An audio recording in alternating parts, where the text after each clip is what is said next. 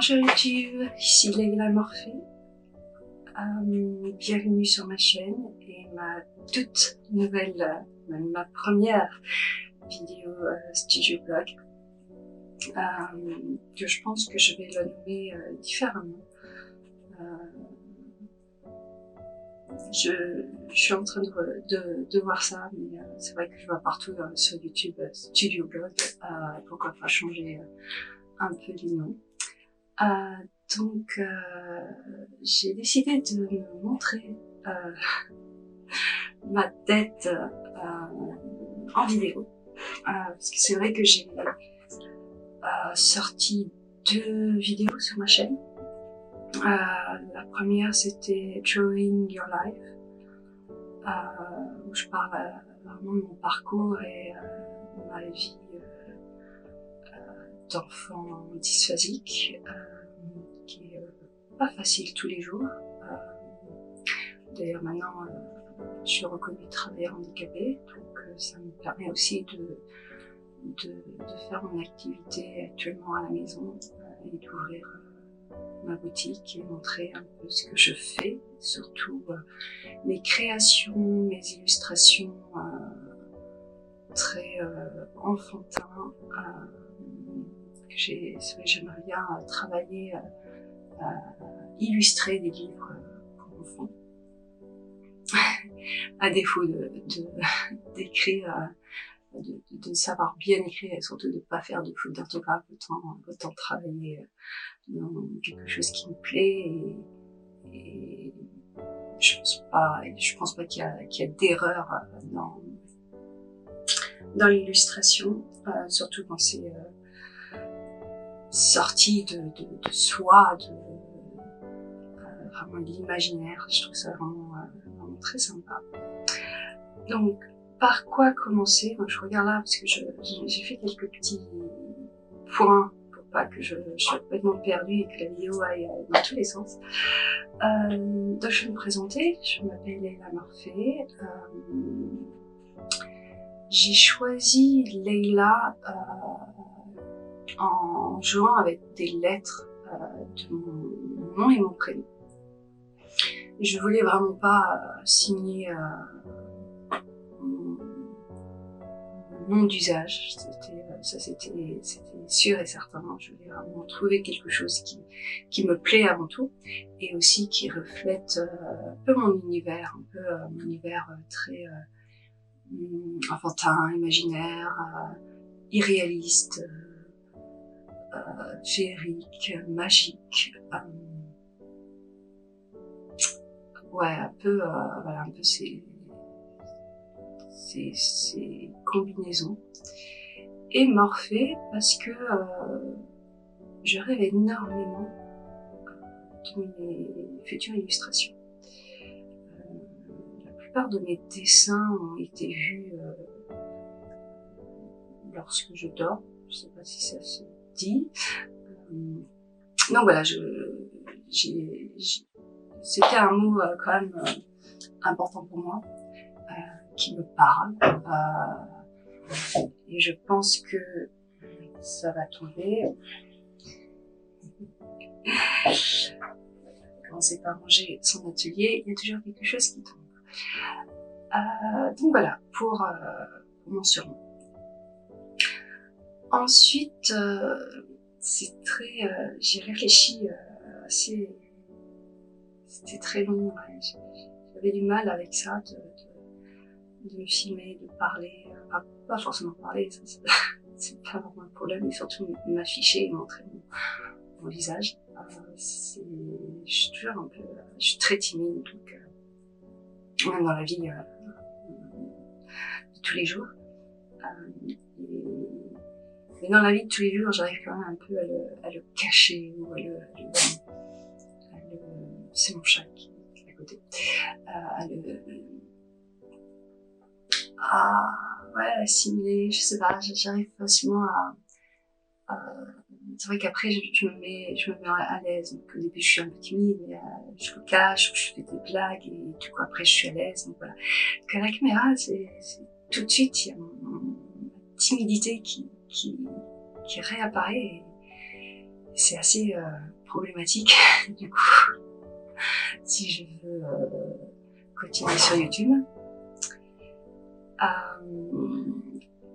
Qu'est-ce que je voulais dire d'autre? Je suis complètement perdue du coup maintenant. Pourquoi j'ai bien fait d'écrire un petit test. Donc sur ma chaîne YouTube, j'ai posté 2 vidéos. Donc Drawing Your Life, où je parle de ma vie, et la deuxième vidéo où je montre mes cahiers de croquis. J'ai énormément de cahiers de croquis. Il y a une raison, hein, même 2. La première, c'est que j'adore les cahiers, les journaux, les vieux journaux d'époque. Je me rappelle quand je regardais Indiana Jones, j'adorais, ou même Lara Croft, j'adorais regarder les cahiers, leurs cahiers. Je sais pas, ça a toujours été un truc que j'adorais ça. Donc ça c'est sûr, j'en ai plein et j'en crée aussi à la main. Donc dans cette vidéo-là, j'explique un peu, peut-être un peu trop rapidement, je pense, pourquoi j'en ai plein. Donc j'en ai 2 petits formats, mais quand même différents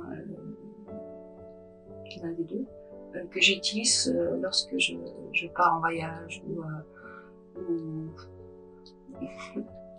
même quand on m'invite à une soirée. J'ai toujours un cahier, un petit cahier de poche, j'appelle ça. Et ensuite j'ai un autre plus petit où là c'est plus réservé à watercolor, c'est l'aquarelle. Et ça je suis un peu déçue, je l'ai un peu mis de côté, c'est dommage. Je pense pas le prendre avec moi. C'est vrai de prendre sa palette de couleurs, c'est un peu, enfin c'est pas, j'y pense pas en fait. C'est dommage parce que je l'ai acheté et finalement je m'exerce pas. Et ensuite j'ai les grands cahiers. Là ça passe du A5 à 4, à 3, je sais pas. Non, je crois pas l'avoir montré dans cette vidéo. Et ces cahiers, pareil, il y en a 3. Oui, il y a le rouge, le vert, tout comme ça, le noir, je crois aussi. Là, c'est pareil, ça a une utilité vraiment particulière. Il y en a, par exemple, le rouge, là, c'est le gros cahier rouge. Je dois l'avoir quelque part. Pas dans cette pièce, ça doit être dans mon autre bureau. Au pire, je mettrai les liens de la vidéo en bas, la bio, je sais pas comment ça s'appelle, et dessous la vidéo que vous êtes en train de regarder. Donc le rouge, c'est vraiment l'étude du dessin. Le corps humain, le visage, les yeux, le nez, aussi l'apprentissage. Là, je peux pas faire de l'aquarelle parce que les papiers, enfin le papier est trop fin. Donc j'utilise plutôt la gouache, l'acrylique, peinture à l'huile aussi. Donc voilà, là c'est vraiment mon cahier d'études où je reproduis ce que je vois, je reproduis je prends ce que je vois dans les magazines, Pinterest, et je refais. Enfin, je fais en sorte que ça se ressent, mais surtout bien regarder l'ombre, la lumière, le volume, voilà. Ça a toujours, j'ai toujours gardé ça depuis mes études d'art. Et c'est vrai que étant dysphasique, travailleur handicapé, quand j'étais étudiante, je ne pouvais pas non plus travailler trop. Enfin, travailler trop. Déjà, il fallait que je travaille plus que les autres, et le nombre devoirs, d'exercices qu'on devait faire, c'était beaucoup trop pour moi. Entre les cours, les exercices, les devoirs, les révisions, enfin c'était vraiment énorme pour moi. C'est très difficile. Je dormais très peu d'ailleurs. Et je me souviens qu'on devait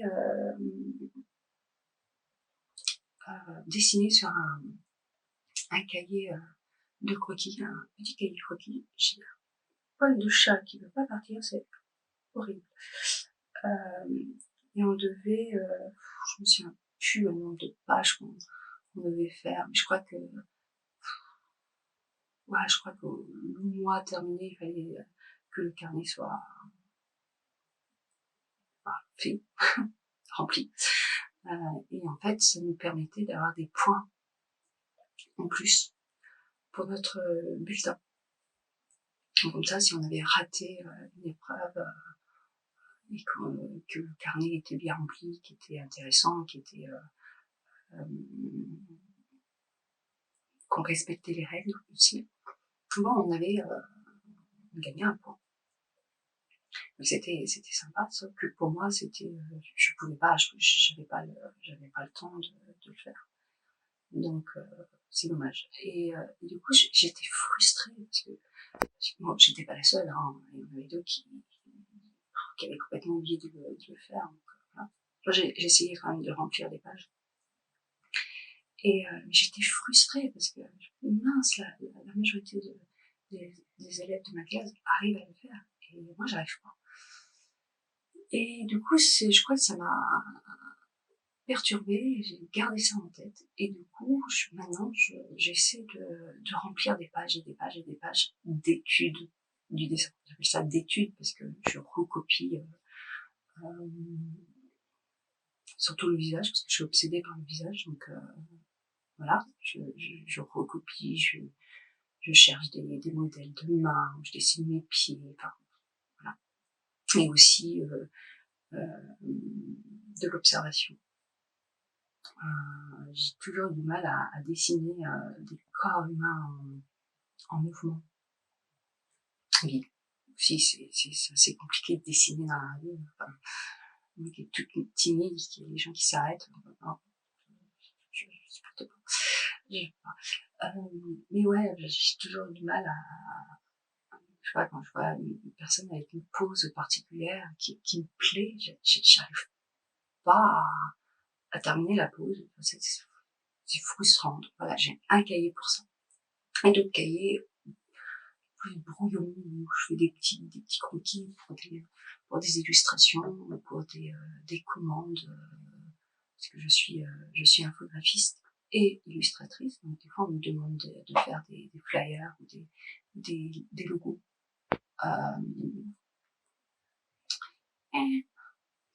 Donc voilà, j'ai un cahier pour ça et un autre cahier où là c'est vraiment de mon imagination de base, de l'imagination intuitive et où je me pose pas du tout de questions, je me pose pas de questions à savoir si la proportion est juste, si je vais mener comme ça à telle position, enfin voilà, vous voyez, je dessine, je prends mon crayon, je pose la chose sur le papier.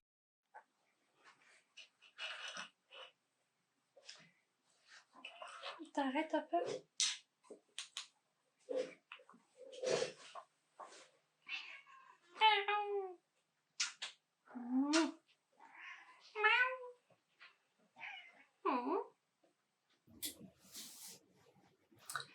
Bien, on est quelques moments plus tard, après être interrompue, j'ai reçu un appel d'une cliente, donc j'ai tout de suite stoppé la vidéo, et puis Kera, que vous avez vu, était en train de faire des conneries. Donc, aujourd'hui, le programme, c'est de terminer l'illustration pour un livre d'enfants abécédaire. Donc je pense pas que je vais filmer ça parce que c'est privé, je peux pas filmer ça, c'est pas possible. Ensuite, je vous montrerai ce que je fais, mon travail un peu plus personnel, où là je peux tout vous montrer. Donc, programme, c'est essayer ma nouvelle machine Scan and Cut pour faire des feuilles de stickers. Terminer une illustration pour voir un peu si c'est possible de le faire en carte postale ou proposer pour tout simplement pour ma boutique. Donc, let's go!